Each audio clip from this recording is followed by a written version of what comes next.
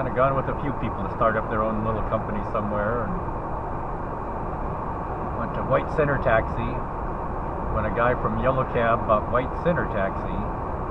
It had like 5 or 6 cars is all, but they were just opening up the airport to where anybody could, buy the quarterly airport sticker and sit at the airport.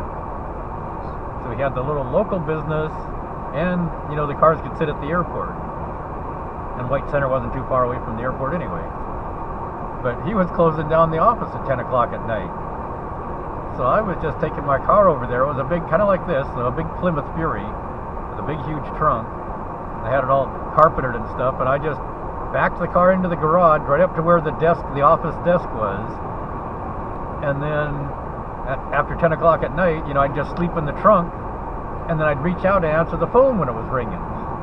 And then I'd either give it to one of our cars, or, if one of our cars wasn't available, I'd call another company to go get them, but at least get them a car. Or if it was a real good fare and none of our cars was available, I'd go do it myself. Since nobody's going to be answering the phones anyway, it's like, we could call, nobody was going to answer it if I wasn't here.